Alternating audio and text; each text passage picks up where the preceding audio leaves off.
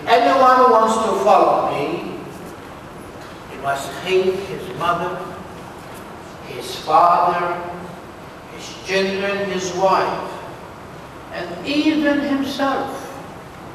Otherwise, he cannot be my disciple. You want to follow me? Take up your cross. Denounce your very self. Denounce all your possessions. Otherwise, you cannot be my disciple. I don't know about you, but for me, that is a very harsh gospel. Because the word hate is very harsh. But that's exactly what Jesus demands of each one of us. But the love we have for him will be superior to any other love. And the church, in order to understand this message, gave us two other readings. And the first reading speaks to us about who can understand God's counsel. Whoever gave God a counsel. Whoever knows the mind of God. Whoever knows what's going to take place today or even this evening. There are things in life that we think that we can have a grip on. Like, for example, achieve a goal in life. A young student go to college for this purpose, to become a doctor, a lawyer, whatever it is. And even in this time, although he has the ability to achieve, he has to make sacrifices, and sometimes can be very tough. And the author said to us, if we find it difficult to achieve what is really at our grip, how much more we can understand heaven. Jesus today, he turned to the people and said, unless you hate your mother, you hate your father and yourself and anything else, you cannot be my disciple. As we see, it is a contradictory. And the fourth commandment, he said, respect, honor your parent, and here he is saying to hate. My dear people, the love of God is very superior. Because, as you recall, when the young man approached Jesus, and he said to him, which is the greatest commandments we have in the law? And Jesus said to love God with all your heart and mind, to love him with all your strength, and to love your neighbor as thyself. This is the greatest, and the second is equal to it. But in order to understand the gospel, which we come back to it, I would like to go to the second reading today.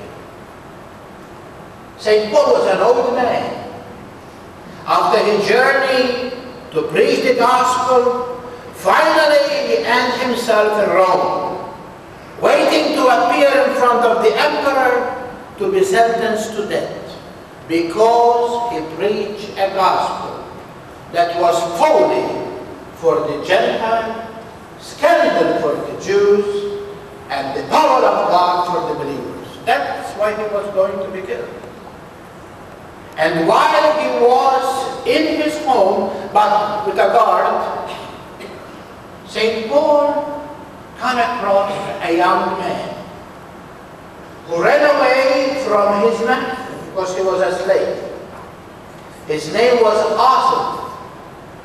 And he ran from his master Philemon, who was very friendly with St. Paul. In fact, St. Paul considered him as a partner because he helped him from his very sources so that he can bring the gospel message to his people and the people that God intended Paul to give this message.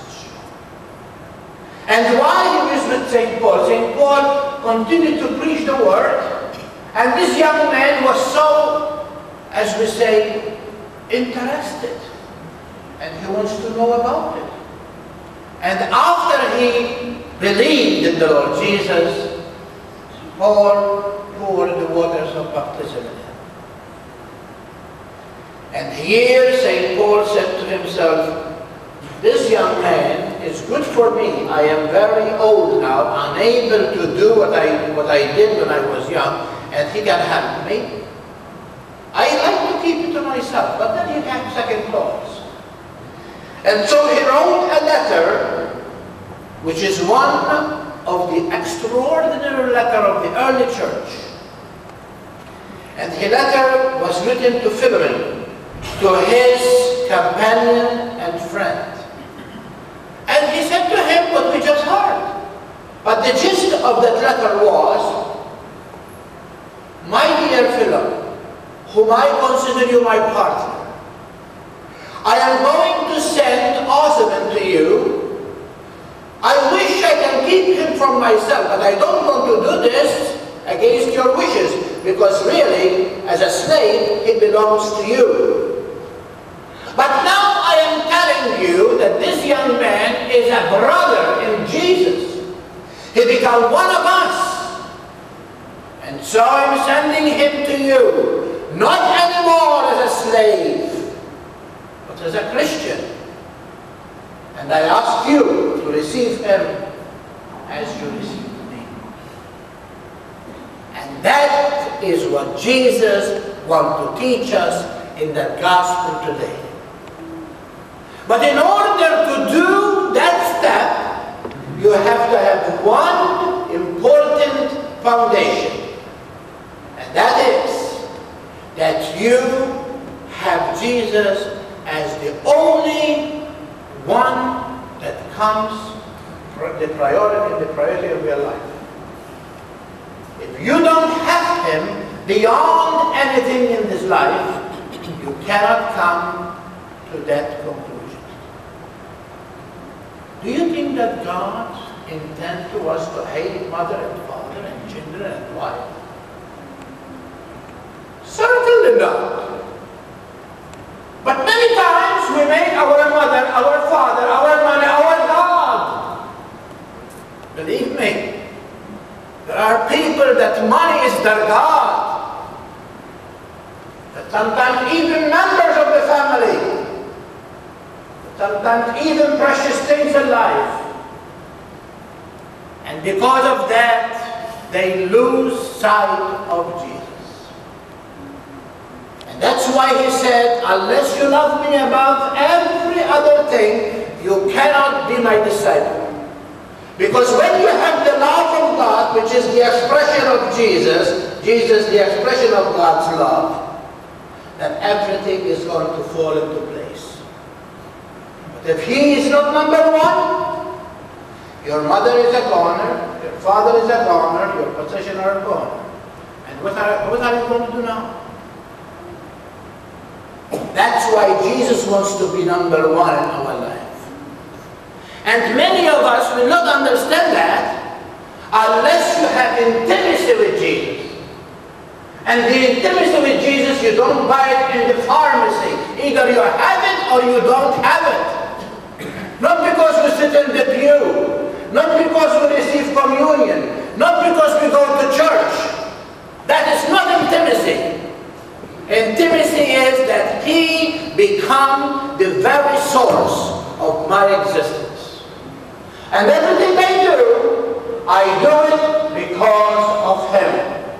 And then mother, father, brothers and sisters do not matter when it comes to decide for him. And if you say, that is for you, please, not for us. It is for all of us. Do you want to be the disciple of Jesus? The answer is yes, because you begin in baptism, that journey with him. And so he is asking you to do the same. If you are not ready to give up everything, then you do not know Jesus. Because for our love, he gave everything that he was as God. He humbled himself, become human, even to the wood of the cross. And there is no greater love than this, than one give his life for the one he loves. That is love. That is what Jesus is asking of each one of us. That our love will be superior to any other love.